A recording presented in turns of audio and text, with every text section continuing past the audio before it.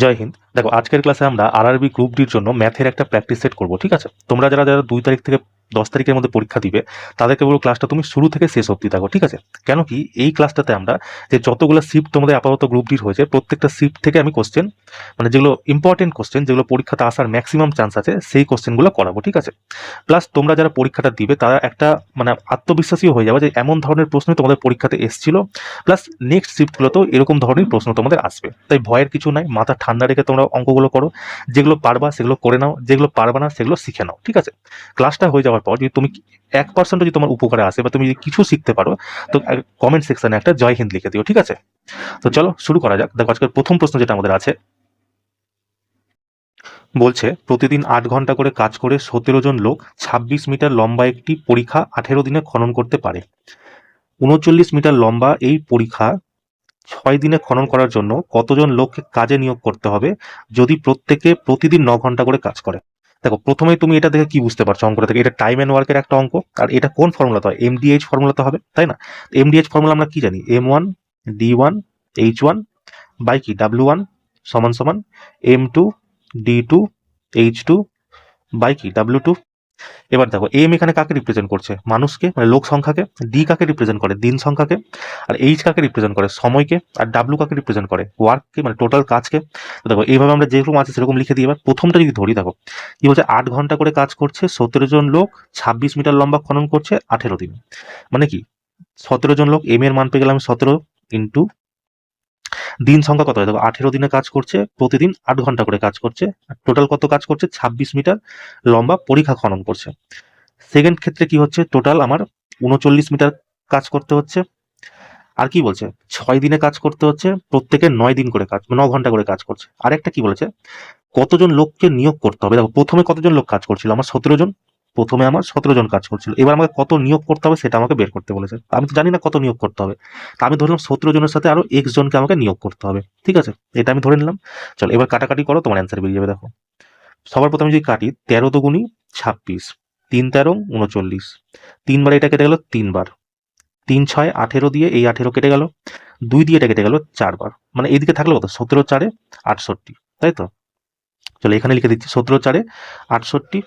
আর এইদিকে কত আছে? দেখো 17x আছে, মানে 17 প্লাস এক্স আছে। এবার এক্স যদি আমাকে বের করতে হয়, এই 17কে এদিকে নিয়ে আসতে হবে। 17 এখানে কি আছে? প্লাস আছে, এদিকে আসলে কি যাবে? মাইনাস হয়ে যাবে। তাহলে এক্স এর মান কত হয় বলতো? 68 থেকে 17 বাদ দিলে আমার হয় 51। মানে এই 51 জন লোককে আমাকে নতুন করে নিয়োগ করতে হবে। ঠিক আছে, এটাই আমাকে প্রশ্নে জানতে চেয়েছে। তো অপশন নাম্বার ডি কি হবে তোমার কারেক্ট অ্যান্সার। ঠিক আছে, এইভাবে তোমরা করে নিও, কেমন? চলো নেক্সট কোশ্চেন দেখো, যেরকম ধরনের প্রশ্ন তোমাদের আসছে আর কি।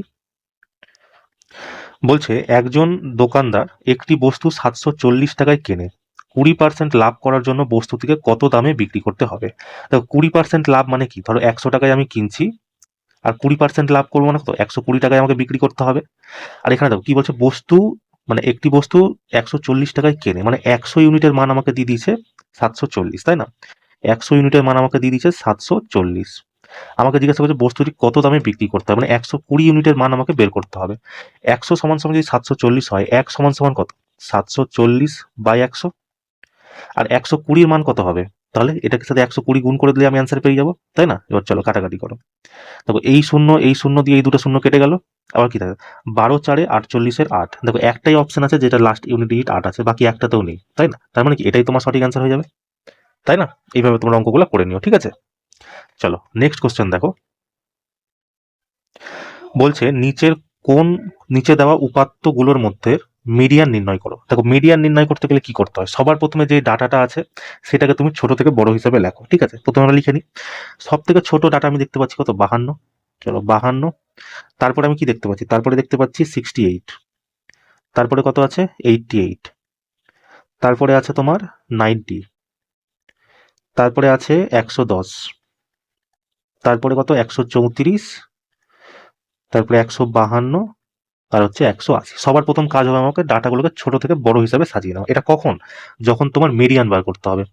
এবার কি করতে হবে, যদি ডাটার সংখ্যা জোড় থাকে, ঠিক আছে, যদি জোড় থাকে তাহলে কি করবো, সবার প্রথমে সেই ডাটার সংখ্যাটাকে 2 দিয়ে ভাগ করবা। দেখো কটা ডাটা আছে? 1 2 3 4 5 6 7 8, মানে 8খানা আমার ডাটা আছে। কি বললাম? 2 দিয়ে তোমাকে ভাগ করতে হবে। কত আসছে? 4, তাই না? সরি, 4 আসছে। যেহেতু এটা জোড় সংখ্যা আছে তাহলে তোমাকে কি করতে হবে, এটা হচ্ছে চতুর্থ পদ, তার সাথে তার পরের পদ মানে পঞ্চম পদ, ঠিক আছে, এই দুটোকে যোগ করে তোমাকে 2 দিয়ে ভাগ করলে তুমি মিডিয়ান পেয়ে যাবা। ঠিক আছে, তো দেখো চতুর্থ পদ কি আছে, 1 2 3 4, 90 হচ্ছে আমার চতুর্থ পদ। আর পঞ্চম পদ কি আছে দেখো 110, এই দুটোকে যোগ যদি করি 110 আর 90 যোগ করলে কত হয় 200। আর এটাকে আমি কি বললাম 2 দিয়ে ভাগ করতে বললাম, তো 2 দিয়ে যদি ভাগ করে দিই তাহলে কত আসছে আমার 100। এটাই তোমার সঠিক অ্যান্সার হয়ে যাবে। ঠিক আছে, অপশন নাম্বার এ তোমার কারেক্ট অ্যান্সার হয়ে যাবে। সাপোজ ধরো তোমাকে পরীক্ষাতে জোড় ডাটা দিল না, বিজোড় ডাটা দিল, মানে এখানে যেমন ধরো 8টা ডাটা আছে, তো ধরো 9 নম্বর ডাটা তোমাকে দিলে 190, আমি ধরে নিচ্ছি এটা যে 9খানা ডাটা আছে, তার মানে কি 9 সংখ্যাটা কি একটা বিজোড় সংখ্যা। তো তুমি কি করবা দেখো, যদি বিজোড় সংখ্যা থাকে, 9 যেহেতু আছে, সবার প্রথমে তুমি ছোট থেকে বড় হিসাবে তো লিখবাই, বিজোড় থাকলে তার সাথে 1 যোগ করবা, দিয়ে 2 দিয়ে ভাগ করবা, যেই অ্যামাউন্টটা তোমার আসবে সেটা প্রথম থেকে 1 2 3 4 5, এটা তোমার হয়ে যাবে সঠিক অ্যান্সার। ঠিক আছে, মানে যদি জোড় থাকে তাহলে তোমাকে প্রথমে 2 দিয়ে ভাগ করে যেটা আসবে সেই সংখ্যাটা প্লাস তার পরের সংখ্যাটা যোগ করে 2 দিয়ে ভাগ করতে হবে। আর বিজোড় সংখ্যা যদি থাকে তাহলে তার সাথে 1 যোগ করে 2 দিয়ে ভাগ করবা, যেটা তোমার অ্যান্সার আসবে সেই তম সংখ্যাটাই তোমার সঠিক অ্যান্সার হবে। কেমন, এই পয়েন্টটা তোমরা মাথায় রেখো। ঠিক আছে, চলো নেক্সট কোশ্চেন দেখো, যেটা তোমাদের এসেছিল। বলছে দুটি নল একটি ট্যাঙ্ক যথাক্রমে 2 ঘন্টা এবং 54 ঘন্টায় পূর্ণ করতে পারে। একটি তৃতীয় নল এটি 54 ঘন্টায় খালি করতে পারে। যদি সবকটি নল একসাথে খুলে দেওয়া হয় তবে খালি ট্যাঙ্কটি পূর্ণ করতে কত সময় লাগে? দেখো এটাতে আমি পেনও চালাবো না, ডিরেক্ট অ্যান্সার মারবো 2 ঘন্টা সময় লাগবে। ঠিক আছে, কেন? দেখো 54 ঘন্টায় আমাকে পূর্ণ করছে আর একজন 54 ঘন্টায় খালি করছে, তো এই দুটো আলটিমেট কেটেই যাবে না, তো পড়ে থাকবে কি 2 ঘন্টাটা পড়ে থাকবে। এটাই তোমার সঠিক অ্যান্সার হয়ে যাবে। এটা হয়ে যাবে তোমার এক্সাম অ্যাপ্রোচ। এবার তুমি এটাকে যদি করতে চাও, তোমাকে যদি সময় থাকে, যদি তুমি সন্তুষ্ট না হও, তাহলে তুমি কি করবে দেখো, তিনটা নল আছে। ঠিক আছে, প্রথম নল আমি ধরে নিচ্ছি এ নল, যে হচ্ছে 2 ঘন্টায় একটা পূর্ণ করতে পারে। দ্বিতীয় আমি ধরে নিচ্ছি একটা বি নল আছে, যে 54 ঘন্টায় পূর্ণ করতে পারে। ঠিক আছে, আর তৃতীয় একটা নল আছে সি, সে হচ্ছে 54 ঘন্টায় খালি করতে পারে। যেহেতু খালি করছে সেই জন্য আমি মাইনাস দিয়ে রেখে দিচ্ছি। ঠিক আছে, মাইনাস চিহ্ন এটাই রিপ্রেজেন্ট করছে যে এটা খালি করছে। এবার কি তিনটার তুমি এলসিএম নাও, তিনটার এলসিএম যদি নিই 54 হচ্ছে এলসিএম। দেখো প্রথমটা কত হবে, 2 বারে যদি কাটি, মানে এর এফিসিয়েন্সি কত 27, বি এর এফিসিয়েন্সি কত 1, আর সি এর এফিসিয়েন্সি কত -1। যেহেতু মাইনাস আছে, -54 দিয়ে 54 কাটলে -1 হয়ে যাবে। এবার বলছি কি আমাকে তিনটাই একসাথে খুলে দেওয়া, তিনটা যদি একসাথে খুলে দেওয়া হয় তাহলে দেখো 1 1 কেটে যাবে, মানে এ বি সি, 27 + 1 28, -1, 28 থেকে 1 বাদ দেবো 27, তো আলটিমেট 27 পড়ে থাকলো। বলছি তাহলে এই এফিসিয়েন্সি দিয়ে ট্যাঙ্কটি পূর্ণ হতে কত সময় লাগবে? টোটাল ট্যাঙ্ক কত আছে 54, এটা যেমন 27 এফিসিয়েন্সি দিয়ে কাজ করি, কতক্ষণ সময় লাগছে? 2 ঘন্টা সময় লাগছে, তাই না? এভাবেও তুমি করতে পারো। কিন্তু আমি যখন দেখছি সেম পূর্ণ করছে, সেম ঘন্টায় খালি করছে, এই দুটোকে ডিরেক্ট কেটে দেবো। ঠিক আছে, তো পরীক্ষাতে তোমরা, আমার মনে হয় যদি সময় থাকে তো তোমরা এইভাবে করে নিবা, আর না যদি সময় না থাকে, এরকম যখন দেখবা যে সেম সময় দেওয়া আছে পূর্ণ করা খালি করা, ওই দুটো কেটে দিয়ে বাকি যেটা পড়ে থাকবে সেটা তোমার অ্যান্সার হবে। কেমন, চলো নেক্সট কোশ্চেন দেখো। বলছে 8a+3b+9c² বিস্তারিত রূপ লিখো। দেখো এইটা যদি ফর্মুলা তুমি যদি না জানো, এই অঙ্কটা তুমি করতে পারবে না। এটা কি আছে, এ বি সি। ঠিক আছে, A plus B plus C, এর ফর্মুলা কি হয় বলো? a² plus b² plus c² plus 2ab plus 2bc plus 2ca। এবার তুমি বলো এটাকে তুমি বসিয়ে বসিয়ে থোড়াই না করতে যাবে পরীক্ষা হলে, করতে যাবে না। দেখো এখানে সবটাই সেম, 64 9 8 64 9 8 64 9 8 64 9 8, সরি 81, প্রত্যেকটার আগে প্লাস আছে, মানে এটার সাথে আমার কোনো মানে কিছুই নাই। আমাকে চেক করতে হবে এখানকার মধ্যে কোনটা আছে। দেখো সবার প্রথমে 2ab যদি করি, দেখো 2ab 3 8 24, 24 দুগুনি 48, মানে এখানে তোমার 48 আসবে। দেখো এখানে 52 আছে, মানে এই অপশনটা কেটে গেল। তিনটাতে 48 আছে, এবার তিনটার মধ্যে আমাকে চেক করতে হবে। ঠিক আছে, এবার দেখো নেক্সট ডেটটা চেক করি। 2BC, বি কত ধরছি 3 × 9, 3 নং 27, 27 দুগুনি 54, মানে 54 যে অপশনে নাই সেটা কেটে যাবে। দেখো 54 এই অপশনে নাই, 54 কেটে গেল। এবার এই দুটোর মধ্যে আমাকে চেক করতে হবে। দেখো 2CA, সি কত আছে 9 আর 8 নং 72, 72 দুগুনি 144, যে অপশনে 144 নেই সেটা কেটে যাবে। দেখো এখানে 144 নাই, তার মানে এটা কেটে গেল। তো সঠিক আনসার কি? অপশন নাম্বার বি তোমার কারেক্ট আনসার হয়ে যাবে। ঠিক আছে, এইভাবে তোমরা করে নিও, কারণ পুরো সলভ করতে যাবে না, জাস্ট চেক করে নিবা, কারণ এখানে তো সব সেমই আছে, তাই এটার সাথে আমার কোনো কথাই নাই, এটা সবই সেম। শুধু এখানে দেখতে হবে কোনটা আমার এখানে আছে আর এখানে নেই। ঠিক আছে, চলো নেক্সট কোশ্চেন দেখো। বলছে 1 + sin a 1 - sin a × 1 + tan² a কিসের সমান? দেখো এটাকে আমি এ ধরি, এটাকে যদি বি ধরি, তাহলে a + b a - b, তো কি হবে a² - b², a² - b², তাই না? এটা আমি পেলাম প্রথম দুটো গুণ করে। আর এখানে 1 + tan² a আছে, লিখে দাও 1 + tan² a। ঠিক আছে, এটা স্কোয়ার আছে। এবার দেখো 1 মাইনাস সাইন স্কোয়ার এ কে আমরা কি হিসাবে জানি? যারা তোমরা ত্রিকোণমিতি করেছো তোমরা প্রত্যেকেই জানবা এটা হচ্ছে কস স্কোয়ার এ, তাই না? কস স্কোয়ার এ। আর 1 প্লাস ট্যান স্কোয়ার এর মানে কি বলো? স্যাক স্কোয়ার এ, স্যাক স্কোয়ার এ, সরি স্যাক স্কোয়ার এ, তাই তো? এবার আমরা প্রত্যেকেই জানি যারা তো করেছি যে কস আর স্যাক এর গুণ করলে কি হয়? আলটিমেট একই হয়। তো এটা সঠিক অ্যান্সার কি হয়ে যাবে? অপশন নাম্বার সি হয়ে যাবে। ঠিক আছে, একদম সিম্পল ত্রিকোণমিতি আসছে, তোমরা একদম চাপ নিও না। ঠিক আছে, একদম মানে মান রাখবা, পুট করবা, অ্যান্সার বেরিয়ে যাবে। ঠিক আছে, চলো নেক্সট কোশ্চেন দেখো। বলছে একজন দোকানদার একটি ফ্যানের উপর তার ক্রয় মূল্যের থেকে 20% বেশি মূল্য ধার্য করেন, তার উপরে 10% ছাড়ও দেন। যদি তিনি 150 টাকা লাভ করেন তাহলে ফ্যানটির ধার্য মূল্য কত? দেখো আমি ধরে নিচ্ছি কি যে ফ্যানটার যে ক্রয় মূল্য আছে সেটা আছে 100 টাকা। ঠিক আছে, এখানে কিছু ডাটা দেওয়া নেই, তো আমি যেটা ইচ্ছে সেটা ধরবো। এবার বলছে ক্রয় মূল্য থেকে 120 টাকা বেশি ধার্য করছে। যদি ক্রয় মূল্য হয় এখান থেকে যে প্রাইসটাও রাখছে 20% বেশি, মানে কি 120 টাকা। এবার বলছে এবং তার উপরে আবার 10% ছাড় দিচ্ছে, মানে 120-র উপরে আবার 10% ছাড় দিচ্ছে। যদি 10% ছাড় দেয় তাহলে তুমি বিক্রি মানে ধরো তুমি একটা জিনিস 100 টাকা দাম ছিল, সেটাকে তুমি প্রাইস বাড়িয়ে 120 টাকা করলা। এবার সেখান থেকে আবার তুমি 10% ছাড় দিচ্ছ, তার মানে কি তুমি 90%-এ বিক্রি করছো। তাহলে 120-র 90% কত হয় বলো? এই দুটো শূন্য দিয়ে এই দুটো শূন্য কেটে যাবে, তো 9 বারং কত? 108। 108 মানে এটা আমি পেয়ে গেলাম কি? সিপি ধরেছিলাম, এটাকে আমি কি ধরেছিলাম? মার্ক প্রাইস ধরেছিলাম, আর এটাকে আমি বিক্রি করলাম, তার মানে কি এটা এসপি হয়ে গেল। এবার আমাকে বলছে তিনি যদি 150 টাকা লাভ করেন, কিন্তু অ্যাকচুয়ালি দেখো কোশ্চেন মানে লাভ কত করেছে? সিপি আর এসপি এখান থেকে লাভ বেরায়, তার মানে কি 100 টাকায় কিনেছে, 108 টাকায় বিক্রি করেছে, লাভ কত হয়েছে? 8 টাকা লাভ হয়েছে। কিন্তু এই 8 টাকার মান প্রশ্নে দেওয়া আছে আমার 150 টাকা। 8 সমান সমান আমাকে দিয়ে দিচ্ছে 150। এবার আমাকে জিজ্ঞাসা করছে ফ্যানটির ধার্য মূল্য কত? আমি ধার্য মূল্য কত ধরেছিলাম? 120 টাকা। যদি 8 ইউনিটের মান 150 হয় তাহলে 1 ইউনিটের মান কত হবে? 150/8। তাহলে 120 ইউনিটের মান কত হবে? 120 ইউনিটের মান হবে 150 ইন্টু 120, আর নিচে হয়ে যাবে 8, তাই না? 150/8 এর সাথে 120 গুণ করতে হবে, সেটাই আমি করলাম। এবার কাটো, 8 বারে যদি আমি কাটি, 8 15 120, 15 15 225, তাই না? শূন্য 2250 টাকা তোমার সঠিক অ্যান্সার হবে। দেখো কোথায় আছে? অপশন নাম্বার এ তোমার কারেক্ট অ্যান্সার হবে। ঠিক আছে, এইভাবে তোমরা মানে সুন্দরভাবে একটু হালকাভাবে মন মেজাজ শান্ত করে করবা, দেখবা সুন্দর তোমার অ্যান্সার বেরিয়ে যাবে।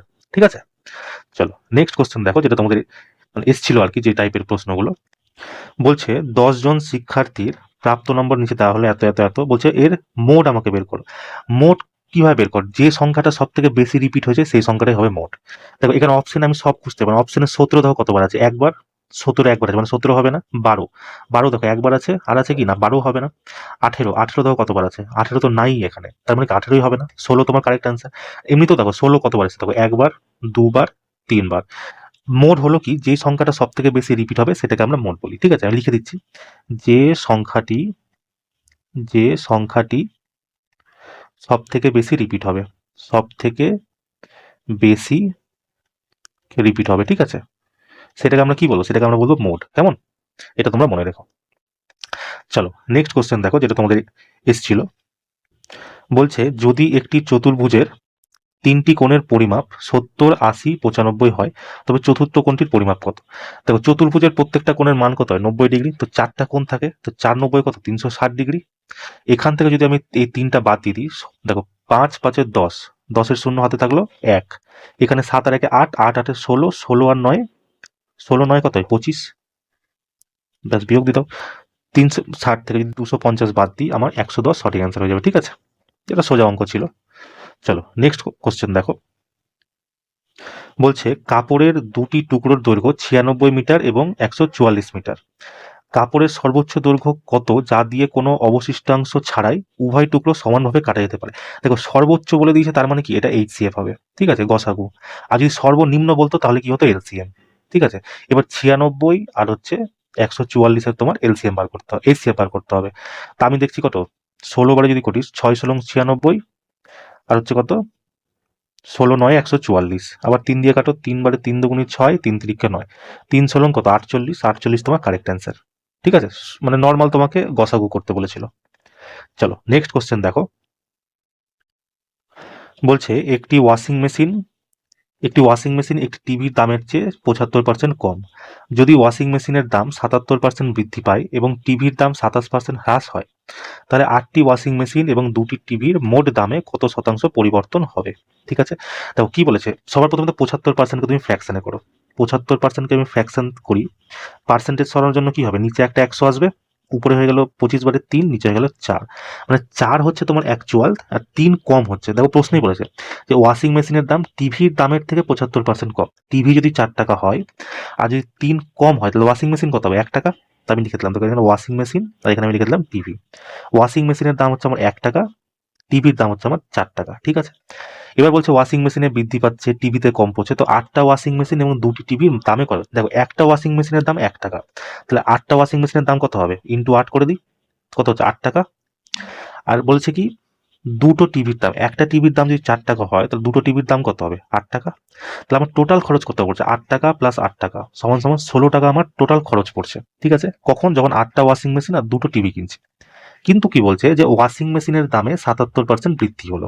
তো ওয়াশিং মেশিন যে আছে এটার দামে 77% আমার বৃদ্ধি হলো। ঠিক আছে, তারপরে কি বলছে, টিভির দামে 27% কমে গেল। টিভির দাম আমার 27% কমে গেল।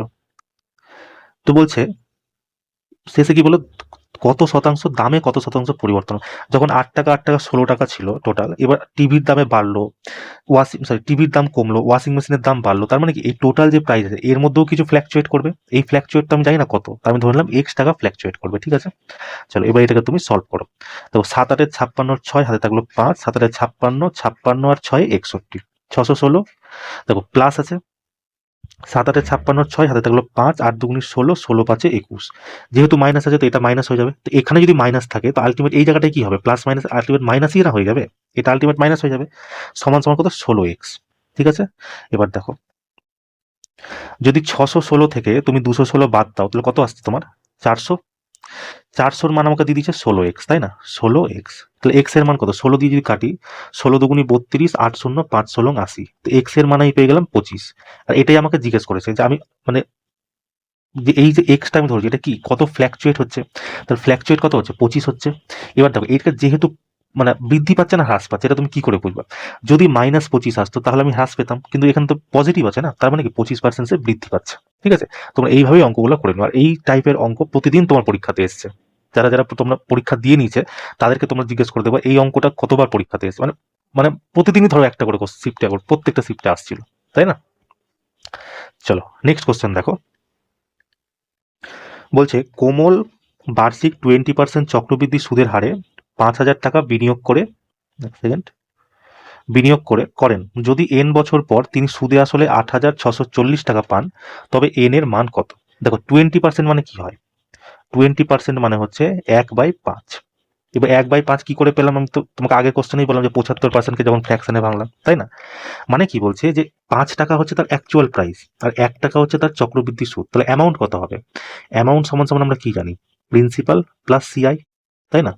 এখানে প্রিন্সিপাল আমাকে দিয়ে দিয়েছে 5 টাকা, মানে এক কোশ্চেনের ইসে 5 টাকা হচ্ছে আমার প্রিন্সিপাল আর সিআই হচ্ছে আমার 1 টাকা। তার মানে অ্যামাউন্ট কত হচ্ছে আমার? 6 টাকা। ঠিক আছে, তো দেখো আমি লিখে দিচ্ছি উপরে আমার 6 টাকা হচ্ছে অ্যামাউন্ট, নিচে হচ্ছে 5 টাকা আমার প্রিন্সিপাল। এবার এটাই আমাকে দিয়ে দিয়েছে, দেখো কি বলেছে, 5,000 টাকা বিনিয়োগ করছে, মানে প্রিন্সিপাল আমার কত দিয়েছে? 5,000 টাকা। আর কি বলছে, তিনি সুদে আসলে 8,640 টাকা পাচ্ছে, মানে এটা অ্যামাউন্ট। তো অ্যামাউন্ট কি হচ্ছে? 8 6 8 6 4 0। এবার আমাকে বলেছে এন বছরের মান কত, তাই না? তো আমাকে এন বছরের মান বের করতে, আর চক্রবৃদ্ধি সুদে কি হয়? এন হয়ে যায় পাওয়ার, মানে বছর হয়ে যায় পাওয়ার। যদি 2 বছর হয় তাহলে স্কোয়ার করতে হবে, যদি 3 বছর হয় তাহলে কিউব করতে হবে, যদি 4 বছর হয় তো 4-এর পাওয়ার রাখতে হবে, তাই না? তো দেখো এবার এটাকে আমরা কাটি, এই শূন্য শূন্য কেটে গেল, 4 বারে যদি কাটি, 4 বারে 125, 4 বারে এটা চলো 4 দুগুনি 8, 4 ষোলং 64, মানে এটা আমার কাছে এলো 216/125। ঠিক আছে, এবার দেখো 6/5 আমাকে আনতে হবে। ঠিক আছে, এটাকে, তো এটাকে যদি আমি কি করবো, এমন করবো যে 6/5 চলে আসবে। ধর এটাকে আমি কিছু করতে পারছি না, কিন্তু এইটাকে তো আমরা করতে পারবো। আমি যদি 6-এর কিউব করি তাহলে কি হতো? 216 চলে আসবে। 5-এর কিউব করলে কি? 125 চলে আসবে। তার মানে কি এন এর পাওয়ার যদি আমি 3 রাখি, তাই না? তার মানে কি এটা চলে আসছে 216, আর এর নিচে চলে আসতে কত? 125। এটা সমান সমান এটা বেরিয়ে গেল, তাই না? তার মানে কি সঠিক অ্যান্সার কি হবে? আমার 3 বছর আমার সঠিক অ্যান্সার হয়ে যাবে, তাই না? Option number B correct answer হবে। ঠিক আছে, এইভাবে তোমরা করে নিও অঙ্কগুলা। কিছুই না, জাস্ট তুমি প্রথমে যেটা অ্যামাউন্ট আছে সেই অ্যামাউন্টটাকে উপরে রাখবা, নিচে প্রিন্সিপালকে রাখবা, আর তোমাকে যত পার্সেন্ট করবে সেটাকে ফ্র্যাকশনে ভেঙে নিবা, ঠিক আছে? সে তাহলেই হয়ে যাবে। এবার তোমাকে মানে কিভাবে বেস সমান করতে হবে, ঠিক আছে? এই বেস আর এই বেস সমান করতে হবে, পাওয়ার আলাদা করতে হবে। এবার বেস সমান করার জন্য কি এমন একটা পাওয়ার রাখবো যাতে দুটোর বেস সমান হয়ে যায়। এখানে আমি 3 রাখলাম, তখনই আমি দেখতে পেলাম 216/125 হলো, তাই 3 বছর সঠিক অ্যান্সার হয়ে গেল, ঠিক আছে? চলো নেক্সট কোশ্চেন দেখো। বলছে যদি 12 এবং 24-এর তৃতীয় সমানুপাতি x হয় তবে x এর মান কত? তৃতীয় সমানুপাতি কি হয়? b² / a, তাই না? তাহলে x সমান সমান হচ্ছে b², b কত আছে? 24 ইন্টু 24, আর a কত আছে আমার? 12, 12 দুইবার কেটে গেল, 24 দুগুণি কত হয়? 48 তোমার সঠিক অ্যান্সার হবে, ঠিক আছে? এটা হচ্ছে তৃতীয় সমানুপাতি। কিন্তু প্রথম সমানুপাতি তোমাদের পরীক্ষাতে আছে কি করবা? a² / b, ঠিক আছে? যদি দ্বিতীয় সমানুপাতি আছে কি করবা? √ab। তৃতীয় সমানুপাতি তো বলেই দিলাম। চতুর্থ সমানুপাতি যদি আছে, চতুর্থ সমানুপাতি এখানে যেমন দুটো সংখ্যা দেওয়া আছে, চতুর্থ সমানুপাতি জিজ্ঞাসা করলে তোমার 3টা সংখ্যা দেওয়া থাকবে। 3টা সংখ্যার মধ্যে তুমি b ইন্টু c/a করে দিবা, চতুর্থ সমানুপাতি বেরিয়ে যাবে। b c কোনটা? প্রথম যেটা থাকবে সেটা a, তারপর একটা b, তারপর একটা c, ঠিক আছে? b ইন্টু c/a, কেমন? এইভাবে তোমরা করে নিও। চলো নেক্সট কোশ্চেন দেখো, যেটা তোমাদের যে টাইপের প্রশ্নগুলো এসেছিল আর কি। বলছে কোনো একটি নির্দিষ্ট সময়ে একটি বৈদ্যুতিক খুঁটির ছায়ার দৈর্ঘ্য, এক সেকেন্ড, ছায়ার দৈর্ঘ্য 42 মিটার। ওই একই সময়ে 12 মিটার লম্বা একটি গাছের ছায়ার দৈর্ঘ্য 16 মিটার হলে খুঁটিটির উচ্চতা কত? দেখো একদম সোজা অঙ্ক। কি বলছে? 16 মিটার ছায়া হয় যখন মানে হাইট থাকে কত? খুঁটির লম্বা দৈর্ঘ্য 12 মিটার হয়। তাহলে 1 মিটারের ছায়া হবে যখন মানে খুঁটির যে উচ্চতা সেটা হবে 12/16। তাহলে 42 মিটার ছায়া যদি হয় তাহলে খুঁটির দৈর্ঘ্য কত হবে? ইন্টু 42 করে দাও। 4 বারে এটা চলে গেল, 4 4 16, 4 3 12। 4 বারে যদি কাটি, 4 10 40, 2 থাকবে দশমিক নিয়ে 0, 4 5 20, মানে 3 5 15, 5 হাতে থাকলো 1, 3 10 30 আর 1 31, 31.5 মিটার তোমার সঠিক অ্যান্সার হবে, ঠিক আছে? অপশন নাম্বার ডি তোমার কারেক্ট অ্যান্সার, ঠিক আছে? এইভাবে তোমরা করে নিও, কেমন? চলো নেক্সট কোশ্চেন দেখো। বলছে 1 থেকে 91 পর্যন্ত সকল স্বাভাবিক সংখ্যার গড় কত? দেখেন আমি কি বলেছিলাম, প্রথম সংখ্যা প্লাস লাস্টের সংখ্যা বাই 2 কত আসবে? 46 তোমার সঠিক অ্যান্সার হয়ে যাবে, ঠিক আছে? মানে এটার ফর্মুলা কি? যখন দেখবে লাগাতার মানে সংখ্যার স্বাভাবিক সংখ্যার গড় বের করতে হবে, সেটা হচ্ছে n+1/2। এখানে n কি? n হচ্ছে যতগুলো সংখ্যা বলবে, যেমন কি বলে 1 থেকে 91 পর্যন্ত, মানে কি 91টা সংখ্যার কথা বলেছে, তো n এর মান কি হবে? 91 + 1/2। ফর্মুলা তোমাকে মনে রাখতে হবে না, তুমি ডিরেক্ট মনে রাখো যে দুটো সংখ্যা আছে দুটোকে যোগ করবা, 2 দিয়ে ভাগ করবা, অ্যান্সার বেরিয়ে যাবে, ঠিক আছে? ফর্মুলা তো মনে রাখতে হবে না, কেমন? চলো নেক্সট কোশ্চেন দেখো। বলছে একজন ব্যক্তি একটি বস্তুর মার্ক প্রাইসের উপর d% ছাড় দেয় প্রথমে, তারপর সমমূল্যের টাকার আরও একটি ছাড় দেয়, দিয়ে বস্তুটিকে 346 টাকায় বিক্রি করে। যদি বস্তুটির অঙ্কিত মূল্য 1730 টাকা হয় তাহলে ডি এর মান কত? দেখো প্রশ্নটা যদি তুমি ভালো করে বুঝতে পারো না, দেখো প্রথমে একটা ছাড় দিচ্ছে, তারপরে আবার একটা ছাড় দিচ্ছে, মানে কি টোটাল দুখানা ছাড় দিচ্ছে। তো প্রথমে একটা ছাড় ডিসকাউন্ট দিচ্ছে, পরে আবার একটা ডিসকাউন্ট দিচ্ছে, মানে টোটাল ডিসকাউন্ট কত দিচ্ছে? দুখানা ডিসকাউন্ট দিচ্ছে, ঠিক আছে? এটা তুমি এবার যেরকম প্রশ্ন বলেছে সেরকম তুমি লিখে দিলা। এবার বলছে যে ছাড় দেওয়ার পর বস্তুটাকে 346 টাকায় বিক্রি করছে, আর বস্তুটার মার্ক প্রাইস কত ছিল? 1730 টাকা মার্ক প্রাইস ছিল, মানে 1730 টাকা মার্ক প্রাইস ছিল, সেখান থেকে 346 টাকা তোমাকে বিক্রি করেছে। তার মানে ছাড় কত দিয়েছে দেখো, 10 থেকে 6 গেল 4, এখানে অ্যাকচুয়াল হলো 5, 13 থেকে 5 গেল 8, এখানে অ্যাকচুয়াল হলো 4, 17 থেকে 4 গেল, 17 থেকে 4 গেল কত? 13, 1384 টাকা ছাড় দিয়েছে, ঠিক আছে? এবার এই 1384-কে তুমি যদি পার্সেন্টেজে বের করো, ঠিক আছে, তাহলে কি করতে হবে? তোমাকে 100 দিয়ে তো গুণ করতেই হবে। এবার কি দেখো 1384 যে টাকাটা আছে, এই টাকাটা কোথায় থেকে ছাড় দিয়েছে? এই 1730 টাকা থেকেই না ছাড়টা দিয়েছে। তো 1730-কে আমি নিচে লিখে দিলাম, আর পার্সেন্টেজ বার করার জন্য কি করতে হবে বললাম, এক সেকেন্ড, 1730 ইন্টু পার্সেন্টেজে করার জন্য কত হবে? 100 দিয়ে গুণ, তাই না? এবার কাটো, এই শূন্য দিয়ে এই শূন্য কেটে গেল। দেখো এই সংখ্যাটা কত দিয়ে কাটবে? 17 8-এ কত হয়? 100, 17 8, 7 8 56, 136, 17 9 153। আচ্ছা 17 8 দিয়ে কাটো, 3 8 24, ইউনিট দিয়ে তো 8 আসছে, তার মানে 8 দিয়ে আমি কেটে দেবো, ঠিক আছে? তার মানে কি পার্সেন্টেজ আমার কত হলো দেখো? 80%, তাই না? এই 80%-এর মান কি? এই 2D এর সমান, কারণ দুটো ছাড় দেওয়ার পরে না এই ছাড়টা পেয়েছে। যদি 2D সমান সমান 80% হয় তাহলে D সমান সমান কত হবে? 2 দিয়ে তুমি কেটে দিই, 40%, তাই না? এটাই তোমার কারেক্ট অ্যান্সার আছে, অপশন নাম্বার সি, ঠিক আছে? এই সিম্পল সিম্পল অঙ্ক তোমাকে একটু যদি বুঝে নাও কি না, কোনো বড় ব্যাপার না, অঙ্কটা ফাটাফাট তোমার অঙ্ক হয়ে যাবে, তাই না? চলো নেক্সট কোশ্চেন দেখো। বলছে ক্লাস 10-এর 3টি বিভাগ এ, বি এবং সিতে মোট 120 জন শিক্ষার্থী আছে। 3টি বিভাগের গড় নম্বর 85, বিভাগ বি এবং সি এর গড় নম্বর 88 এবং বিভাগ এ এর গড় নম্বর 78 হলে বিভাগ এ তে শিক্ষার্থীর সংখ্যা। দেখো এখানে আমি তোমাকে দুটো প্রসেস বল দেবো, ঠিক আছে? একটা তো হচ্ছে তুমি বেসিক একদম ইকুয়েশন দিয়ে করতে হবে, আর একটা বল দেবো তুমি পরীক্ষায় কিভাবে করবা। দেখো বলেছে কি এ বি সি 3টা ক্লাস আছে, তার মধ্যে 120 জন ছাত্র আছে যাদের গড় নাম্বার গড় নাম্বার 85। 120 জন ছাত্র আছে, যদি তাদের গড় নাম্বার 85 হয় তাহলে মোট নাম্বার কত হবে? এটা তোমার মোট নাম্বার হয়ে যাবে। এটাই বলেছে। দেখো এরপরে কি বলেছে, যে 3টি বিভাগ বি এবং সি এর গড় নাম্বার 88, বিভাগ এ এর গড় নাম্বার 78 হলে এ তে শিক্ষার্থীর সংখ্যা, ধরো এ বি সি 3টা আছে, ঠিক আছে? টোটাল সংখ্যা আছে ধরো 100 জন আমি ধরে নিলাম, ঠিক আছে? এবার বলছে এ বি আর সি মিলে যে একটা সংখ্যা আছে, এ তে একটা সংখ্যা আছে। বলছে কি এ তে 10টা সংখ্যা 10 জন আছে, তাহলে বি আর সি তে কত হবে? 90 জন হবে। এটা আমি কি করে পেলাম? এই 100 থেকে এই 10টা বাদ দিলাম, তবেই না এই সংখ্যাটা এলো। সেম জিনিস দেখো এখানে করতে বলেছে। আমি কিন্তু জানি না যে এ তে কত ছিল। বলছে বি সি এর গড় নাম্বার, এবার এ এর গড় নাম্বার 78 হলে আমি ধরলাম এ তে এক্স জন ছাত্র ছিল, যাদের গড় নাম্বার কি হচ্ছে 78 প্লাস, এবার এ তে যদি এক্স জন থাকে তাহলে বি আর সি তে কত থাকবে? 120 মাইনাস এক্স, তাই না? আর এটার গড় নাম্বার কত আছে এদের? এটার গড় নাম্বার আছে 88, ঠিক আছে? তো এইটা হচ্ছে ইকুয়েশন। এবার এই ইকুয়েশন তুমি মানে এক্স এর মান বার করে দিবা, তাহলে তোমার এ এর শিক্ষার্থীর সংখ্যা বেরিয়ে যাবে, ঠিক আছে? এটা তো হয়ে গেল তোমার বেসিক। এটা করতে যাবে তোমার একটু সময় লাগবে, আর বাকি ইকুয়েশনটা তোমরা নিজে নিজে করে নিও, ঠিক আছে? আমি তোমাকে শর্টকাট বলে দিচ্ছি যে কিভাবে তোমার হবে। দেখো বলেছে কি 120 জন আমার টোটাল শিক্ষার্থী আছে, এবার 3টা বিভাগ যাদের গড় নাম্বার কত 85, মিক্সচার অ্যালিগেশন দিয়ে আমরা অঙ্কটা করব। আগেই বলে দিই, দেখো 85 হচ্ছে আমার গড় নাম্বার, ঠিক আছে?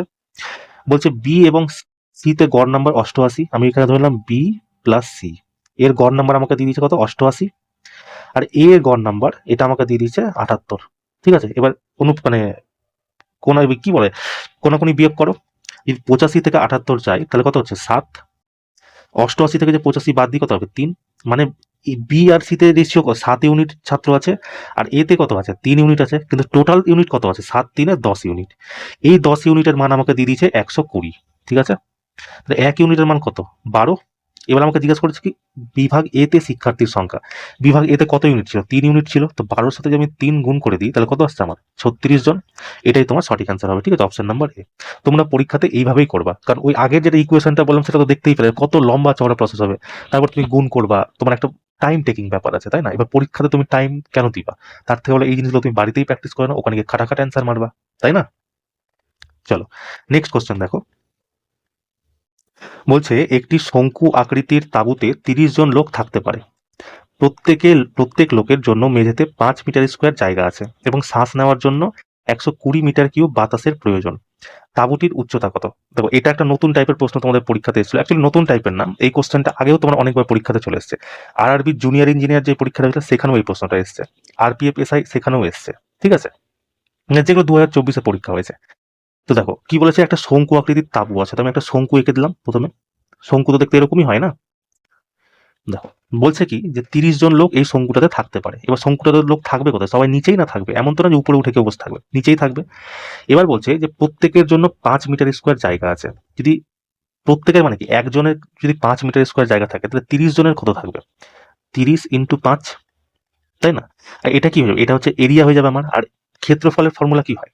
এটা যদি নিচেরটা কি হয়, একটা তো বৃত্ত, তো মানে গোল, তো তার মানে গোল জিনিসের কোনো বৃত্তের যদি আমাকে ক্ষেত্রফল বার করতে হয় সেটার ফর্মুলা কি হয়? পাই আর স্কোয়ার, পাই আর স্কোয়ার। তার মানে ক্ষেত্রফল আমাকে দিয়ে দিয়েছে 150, ঠিক আছে? এবার আমাকে জিজ্ঞেস করছে যে শ্বাস নেওয়ার জন্য 120 মিটার কিউব বাতাসের প্রয়োজন। 120 মিটার বাতাসের কিউব মানে কি, এইখানে যে টোটাল যে বাতাসটা আছে সেটা আছে এক একজনের জন্য 120 মিটার কিউব করে। তাহলে 30 জনের কত হবে? 30 ইন্টু 120 মিটার কিউব। আর এটা কি হবে, যেহেতু হাওয়া কি আর শুধু নিচেই থাকবে সেটা তো না, পুরো তাঁবুতে ভর্তি থাকবে।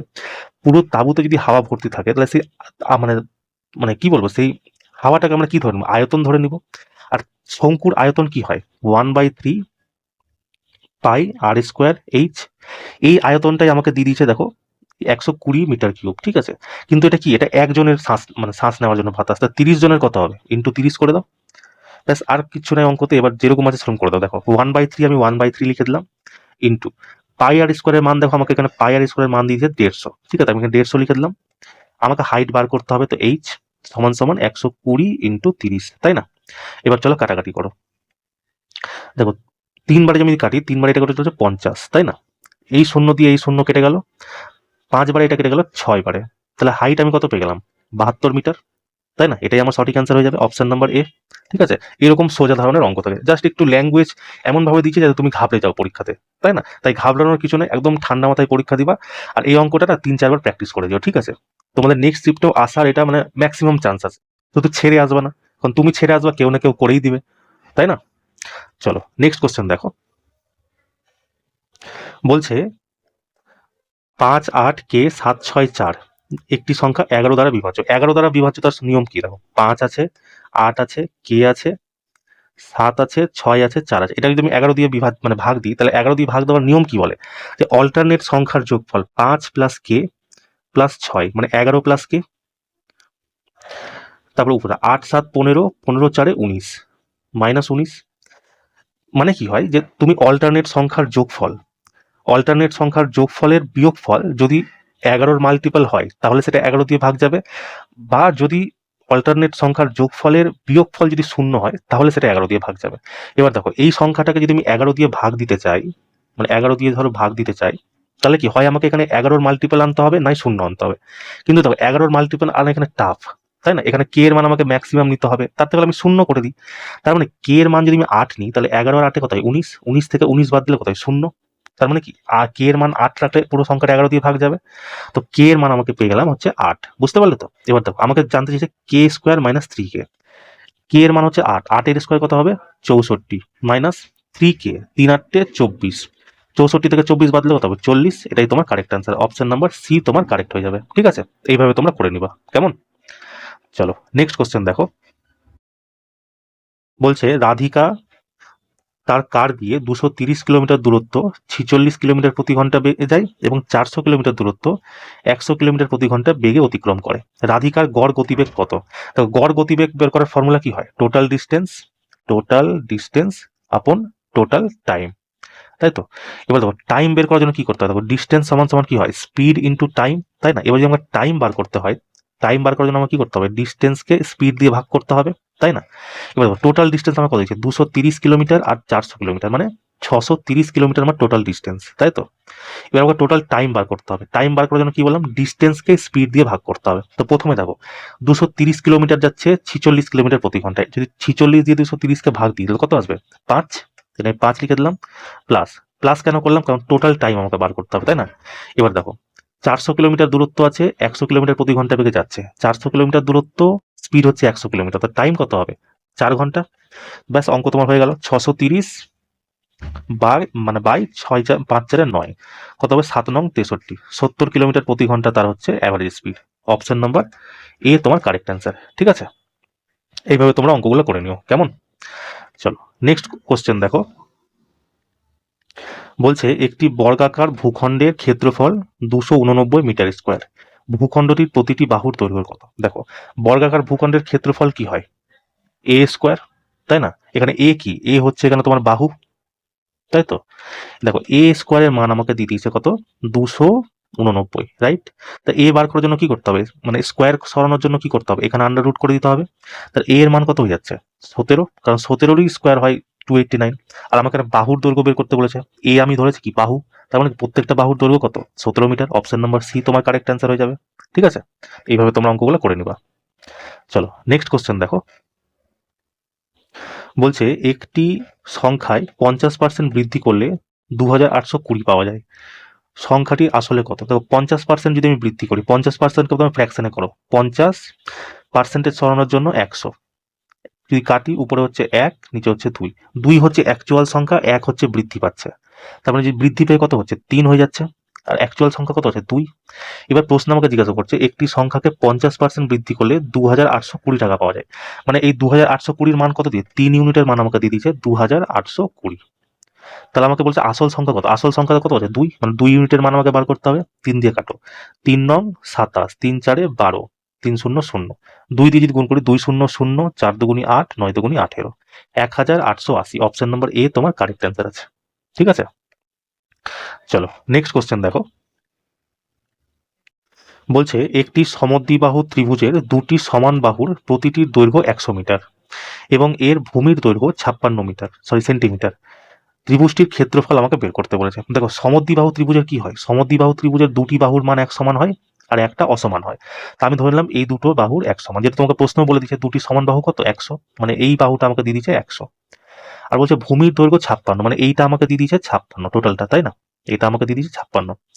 এবার বলছে ত্রিভুজটির ক্ষেত্রফল আমাকে বের করতে হবে। দেখো আমি যখন সমদ্বিবাহু ত্রিভুজের মাঝখান থেকে একটা লম্ব দিবা কি না, তখন ভূমি কি হয়, এটা হচ্ছে দুই ভাগে ভাগ হয়ে যায়। টোটাল যদি 56 হয় তাহলে এখানে কত আসবে 56 যদি হয়, এক সেকেন্ড, এটাতে কত আসবে 28, এটাতে কত আসবে 28, তাই না? সমদ্বিবাহু ত্রিভুজে যদি মাঝখানে লম্ব দেওয়া হয় তাহলে ভূমিকে দুটো সমান ভাগে ভাগ করে, এটা হচ্ছে নিয়ম। তার মানে কি দেখো, এই যে এইটা হয়ে গেল 28, এক সেকেন্ড,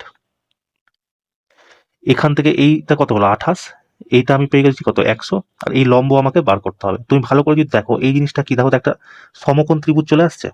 দেখো এই অঙ্কটা করা তোমার বেসিকও আছে আর তোমাকে আমি ট্রিকও বলে দিচ্ছি। প্রথমে আমি ট্রিকটা বলে দিই, তারপর বেসিকটা বলে দেবো। বেসিকটা সেকেন্ডে আমি এই জন্যই বলছি কারণ বেসিকটা না অনেক লম্বা চওড়া প্রসেস, ট্রিকে তোমার সঙ্গে সঙ্গে হয়ে যাবে। দেখো আমি তোমাকে দেখো যখন অঙ্ক প্র্যাকটিস করাচ্ছিলাম গ্রুপটির, তখন আমি তোমাকে ট্রিপলেট বলে দিয়েছিলাম কিছু কিছু, যেগুলো রেলের খুব ফেভারিট ট্রিপলেট, ওখান থেকে তোমার প্রশ্ন আসে। যেমন দেখো 3, 4, 5, ঠিক আছে, 5, 12, 13, তারপর হচ্ছে 7, 24, 25, তারপর হচ্ছে 8, 15, 17, 9, 40, 41, ঠিক আছে, 11, 60, 61, আর একটা হচ্ছে 20, 21 আর 29, ঠিক আছে। এই কটা ট্রিপলেট তোমরা মনে রেখো, এখান থেকে তোমার প্রশ্ন আছে। দেখো এই এই ট্রিপলেট থেকে দেখো এখানে প্রশ্নটা এসছে। এটা সমকোণ ত্রিভুজ, ঠিক আছে, আমি শুধু এটারই ধরছি, এটাকে বাদ দিয়ে দিচ্ছি এখন, ঠিক আছে। দেখো এটাকে কত আছে 28, 100, এটা আমাকে বার করতে হবে। আমি যদি 4 দিয়ে কাটি, 4 7 28, 4 25 100, ঠিক আছে। এবার দেখো 7 25 কোথায় আছে, 7 আর 25 এখানে আছে। তার মানে কি এই যে লম্বটা আছে এই লম্বটা কত হবে 24, এই লম্বটা কত হবে 24, কিন্তু অ্যাকচুয়ালি এটা 24 হবে না। কেন? কারণ দেখো যখন 28 ছিল সেটাকে আমরা 4 দিয়ে ভাগ কেটেছি, এটাকেও 100 ছিল সেটাকেও 4 দিয়ে কেটেছি। তার মানে কি এখানে যে লম্বটা সেটাকেও আমরা 4 দিয়ে কেটেছি। যদি আমরা সেটাকে 4 দিয়ে না কাটতাম তাহলে এখানে কত আসতো 24 ইন্টু 4 আসতো, তার মানে কি 96 আসতো আমার, তাই না? এই লম্ব আমি পেয়ে গেলাম 96। এবার আমাকে বলে ত্রিভুজটির ক্ষেত্রফল বার করো। ত্রিভুজের ক্ষেত্রফলের ফর্মুলা কি হয় বলো? হাফ ইন্টু ভূমি ইন্টু উচ্চতা, তাই না? কি হয় half into base into height. Half তো হাফ রেখে দাও, বেস আমাকে কত দিয়েছে 56, তাই না? বেস আমাকে কত দিয়েছে 56, আর লম্ব আমাকে কত পেয়ে গেছি 96 ইন্টু 96। এবার কাটো, দুইবারে যদি আমি কাটি, দুইবারে হচ্ছে 48। এবার দেখো এত বড় লম্বা চওড়া গুণ আছে, তুমি কি গুণ করতে যাবা? ইউনিট ডিজিট দিয়ে দেখো। 8কে যদি আমি প্রথমে 6 দিয়ে গুণ করি, কারণ প্রথমে 8 আর 6 গুণ হবে, 6 8 কত 48 আমার ইউনিট ডিজিট আসবে। দেখো ইউনিট ডিজিট 8, এটা নাই, এখানে আছে, আর কোথাও আছে, এটাও নাই, এটাও নাই। তার মানে কি সঠিক অ্যান্সার তোমার অপশন নাম্বার বি, ঠিক আছে। এটা হলো তোমার মানে সহজভাবে তুমি করতে পারবা। এবার দেখো এটাকে তুমি যদি বেসিক থেকে করতে যাও কি করতে, সবার প্রথমে তোমাকে লম্ব বার করতে হবে, তাই না? একটা সমদ্বিবাহু ত্রিভুজ আছে, এর লম্ব আমাকে বার করতে হবে। তো সমদ্বিবাহু ত্রিভুজের লম্ব বার করার সূত্র কি বলতো?